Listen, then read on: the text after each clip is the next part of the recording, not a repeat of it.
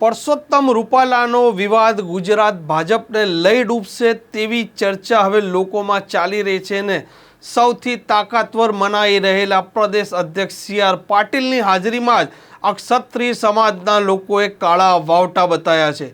નમસ્કાર, આપ જોઈ રહ્યા છો નવજીવન ન્યૂઝ અને હું છું આપની સાથે તોફિક ગાંચી.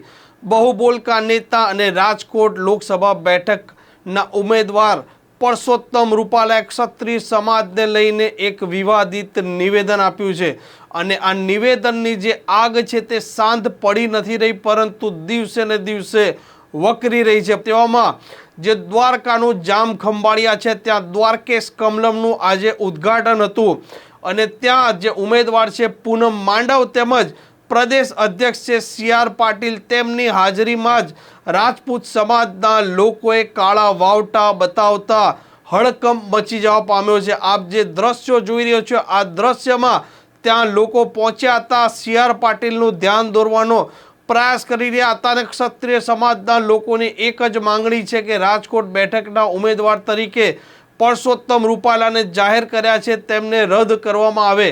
જો તેમને રદ કરવામાં નહીં આવે તો ભારતીય જનતા પાર્ટીએ આ લોકસભાની ચૂંટણીમાં તેનું પરિણામ પણ ભોગવવું પડશે. ક્ષત્રિય સમાજની જે મહિલાઓ છે તે પણ આજે જોહર કરવા માટે કમલમ જવાના હતા, પરંતુ પોલીસ દ્વારા તેમને નજરકેદ કરી દેવામાં આવ્યા હતા. જે પ્રકારે પરસોત્તમ રૂપાલાનો વિવાદ દિવસે ને દિવસે વકરી રહ્યો છે તે જોતા ભારતીય જનતા પાર્ટીના ઉમેદવારો છે તેમને ગુજરાતમાં પોતાના મત વિસ્તારમાં પ્રચાર કરતા જવામાં પણ તકલીફો પડી રહી છે.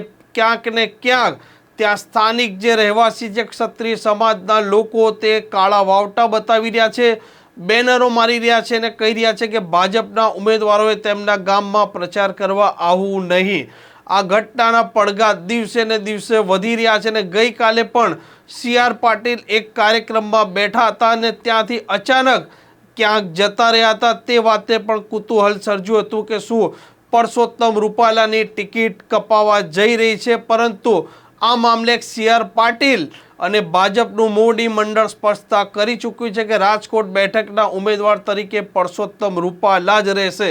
હવે આ જોઈએ પરસોત્તમ રૂપાલાની જે આગ લાગી છે તે ક્યારે શાંત પડે છે અને આ વિવાદનું નિરાકરણ આવે છે કે નથી આવતું. જો નથી આવતું તો તે ભાજપને દજાડે છે કે નહીં. આ પ્રકારના સમાચાર જો આપને પસંદ આવતા હોય તો નવજીવન ન્યૂઝની ચેનલને સબસ્ક્રાઇબ અને શેર કરવાનું ભૂલતા નહીં. નમસ્કાર.